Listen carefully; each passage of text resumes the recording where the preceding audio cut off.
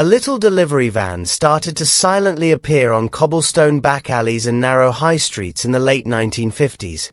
As Britain was rebuilding itself street by street, store by store, and family by family. It wasn't quick. It wasn't glitzy. It was also not intended to impress anyone. But every day, this tiny machine transported everything from postal sacks and spare vehicle parts to fresh bread and milk bottles around Britain. At the time, most people hardly noticed it. Many people today barely recall it at all.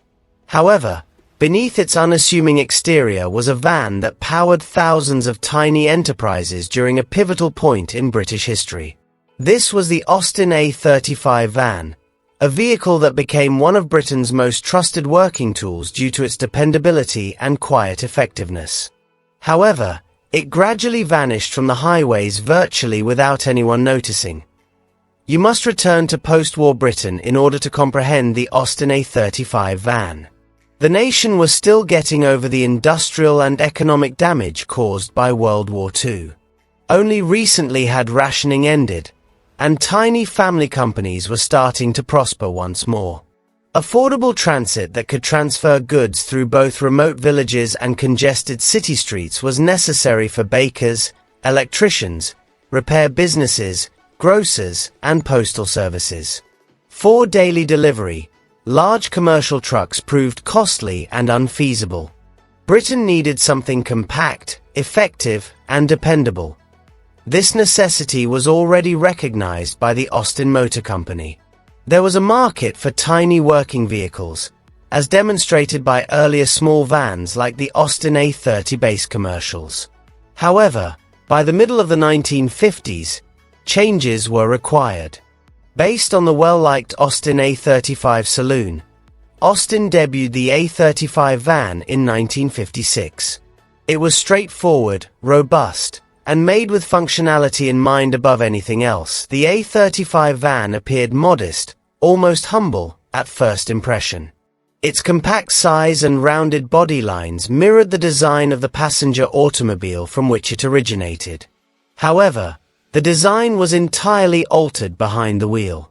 The windows were replaced with steel panels to create a small cargo compartment in the back cabin. The level floor offered ample room for cartons, packages, and tools, and the twin back doors made loading simple. It wasn't ostentatious engineering that made the A35 van so successful.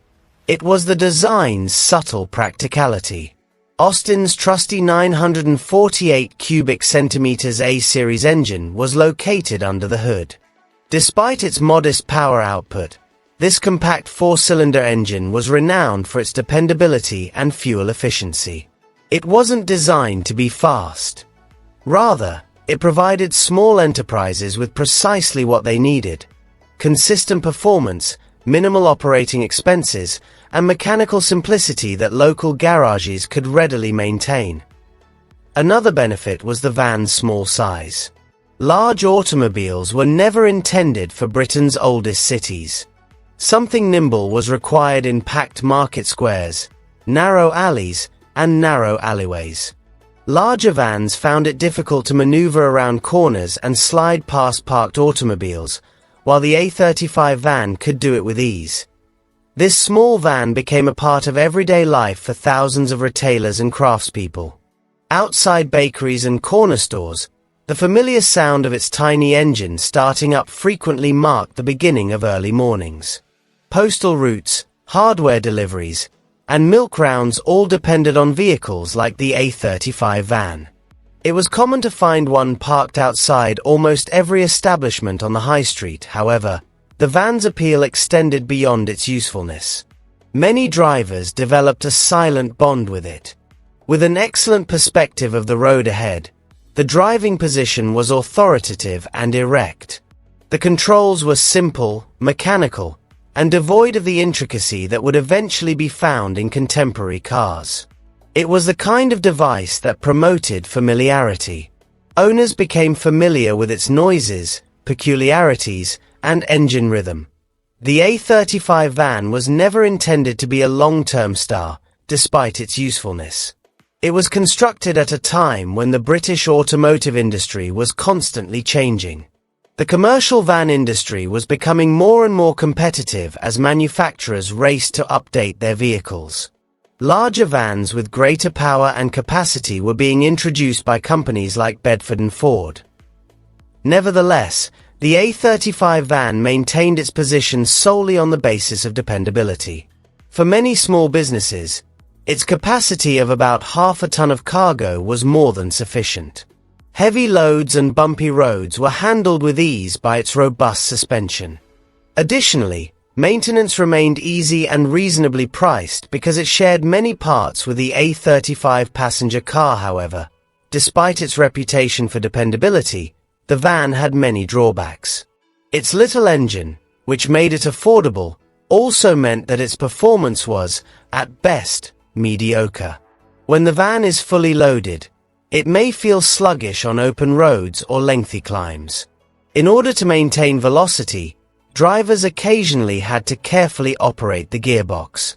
Expectations for commercial vehicles were also starting to shift by the early 1960s. Companies were expanding. Delivery networks were growing. Businesses required vans that could transport more goods and go farther. Once ideal for the local economy of Britain, the small A35 van started to feel a little out of date. In the end, Austin's response took the shape of more recent models, such as commercial vehicles based on the Austin A40 and later vans created by the growing British Motor Corporation. These more recent designs included more contemporary engineering, updated styling, and better spaciousness. Production of the A35 van gradually declined as alternative substitutes became available. Its time had quietly ended by the late 1960s. Its retirement was not announced in a big way or with a spectacular farewell. It was simply discontinued, to be replaced by more modern devices better adapted to a changing environment. Then something else started to occur. The A35 van seldom received the same meticulous upkeep as luxury saloons or sports cars, like many other working vehicles of its time. These vans served as instruments. They put in a lot of effort every day, frequently transporting bulky items over difficult terrain and in inclement weather. Most owners just swapped them out for newer vans when rust developed or mechanical damage got too expensive. Consequently, many A35 vans vanished entirely within a decade or two. They were disassembled in silence by scrapyards. Businesses switched to more contemporary automobiles. Additionally, the small truck that used to service thousands of neighborhood stores gradually disappeared from British streets. However, its legacy is still closely linked to the day-to-day activities of that time. Automobiles such as the A35 van were crucial to maintaining Britain's tiny economy in the late 1950s and early 1960s.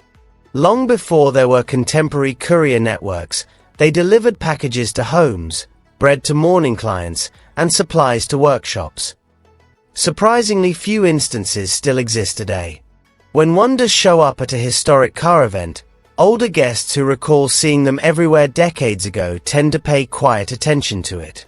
Many people associate its modest cargo body and rounded front grille with early morning deliveries, neighborhood stores, and a bygone era when small companies relied on basic machinery to continue operating. It's possible that the Austin A35 van was never well known. It didn't appear in glitzy ads or shatter speed records. However, it symbolized something equally significant: dependability, pragmatism, and the subdued resolve of Britain's post-war labor force. It was, in many respects, the ideal vehicle for its historical moment, a little van designed for service rather than attention. Even though it gradually vanished from regular highways, people who depended on it continue to discreetly recall its importance to Britain's working life. Consider subscribing to the channel if you like learning about the histories of automobiles like the Austin A35 van and the machines that subtly influenced the history of everyday transportation. There are still a ton of overlooked vehicles, workhorses, and technical tales that need to be shared.